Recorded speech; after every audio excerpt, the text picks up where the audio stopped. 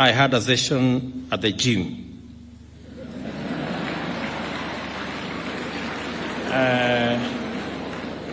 Because I am also trying to do what Emmanuel is doing. And it is one of the things that I do every week, because it helps shape your mind, keep you alert. And I want to encourage all of you. I know you have participated in one way or another in this President's Award scheme in different activities across Kenya, including climbing hills and mountains and doing those other extra responsibilities as you shape your talents in this program. I want to commend the leadership of the President's Award program, Chair Father Wamugunda and your team. I really appreciate what you're doing, and congratulations for doing a wonderful job. And therefore, I'm honored to welcome all of you today as we celebrate the exceptional achievements of the Gold Awardees who have excelled in the President's Award scheme. In our country and throughout the world, we live in a dynamic and challenging time, calling for extraordinary individuals with a discipline, skill, integrity, and tenacity to overcome hardship and seize opportunities. It is inspiring that you have shown such achievements can come not only from others around the globe, but from many people here at home applying themselves in remarkable and outstanding ways. Your achievements reflect the positive impact you have made, not only in your lives, but also in the different communities that we all come from. Your stories, and I have listened very carefully to at least the two, to Emmanuel and Duta, and the power of selfless service demonstrates our resilience and determination.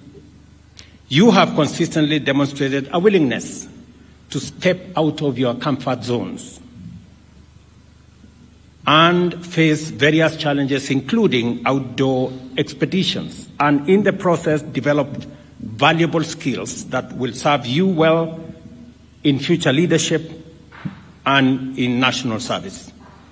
Without a doubt, these experiences have strengthened your character and empowered you to become leaders.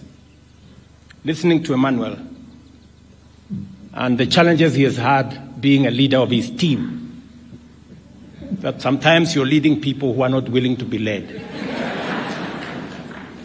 And sometimes there are complaints all over the place at the pace at which you are moving. For Emmanuel, he is accused of moving slowly. For some of us, we are accused of moving fast and leaving others. So welcome, Emmanuel, to the club of leaders. That is what leadership calls for: patience, focus, and you keep moving.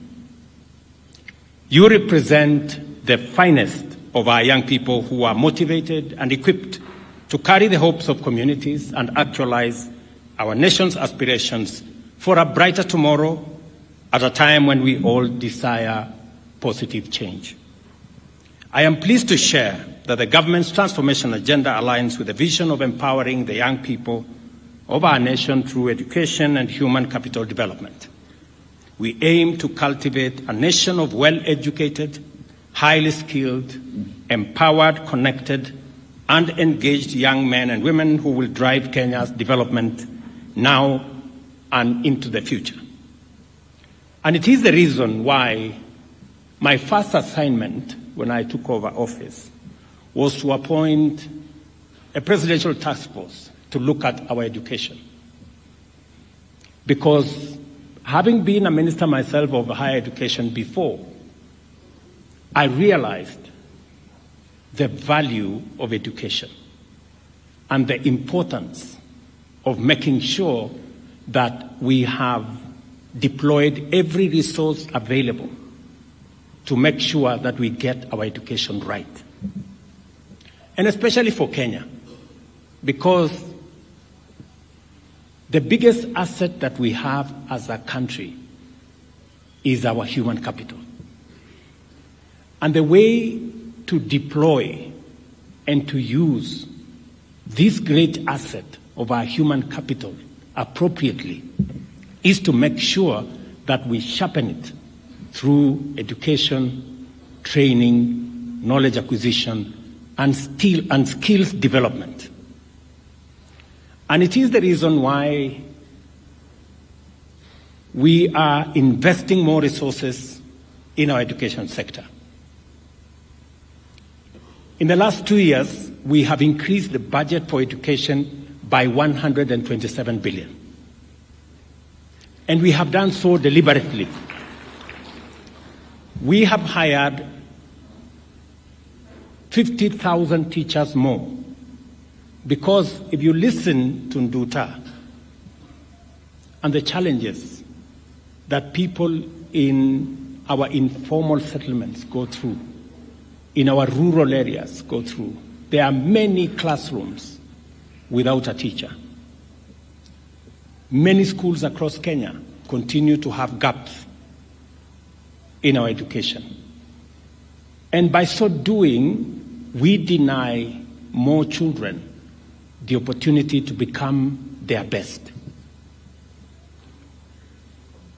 It is the reason why we are putting more resources in our TVETs and universities through our student-centered new funding model, so that we can address the challenge of children who come from vulnerable backgrounds, like Nduta. It is a responsibility that I have, and it's a responsibility that we share as parents, as citizens, as leaders. And I talk this listening to our children, because I'm a father of 7 myself. I work hard in every field, that's it.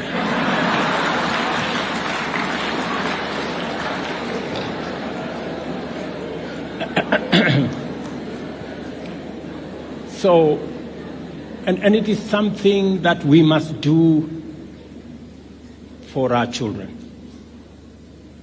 We must give every opportunity, the best opportunity that we have to our children. It is the reason why, again in January, we will be hiring another 20,000 teachers. It is the reason why we will continue to engage with our universities, to engage with our TVETs, to expand opportunities, to create new programs that will support our children.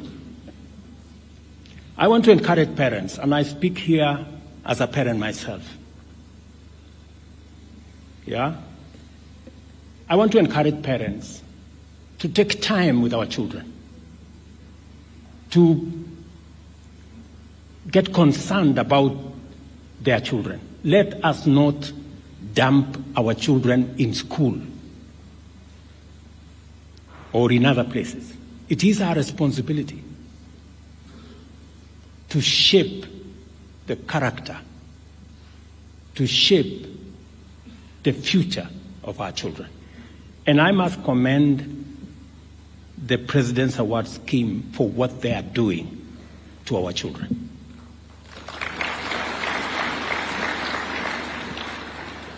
Developing the character, developing the integrity, developing skills of our young people.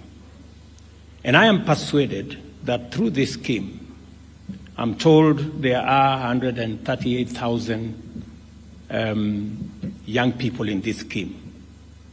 And the target is to have 1 million in the next 5 years. I want to commit here that we will do everything, and I want Waziri and your team to tell us what we need to do to make sure that we give more opportunities to our children between the ages of 14 and 24 to be part of this scheme.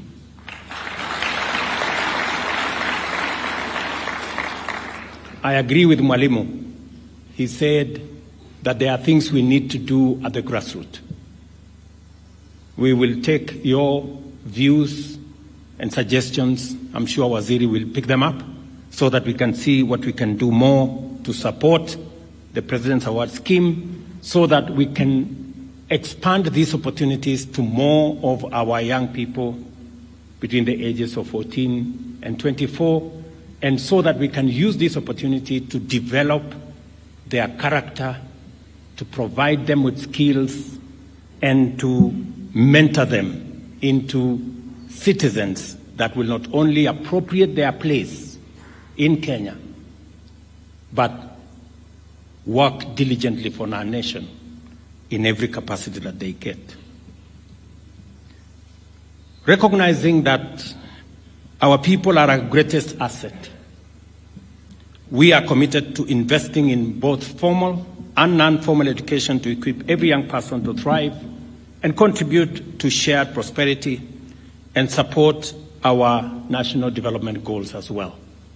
Through its commitment to preparing young people for the demands of the 21st century by fostering resilience, creativity, and leadership, the President's Award Scheme program complements our economic transformation agenda and aligns with the National Human Development Strategy that I talked about.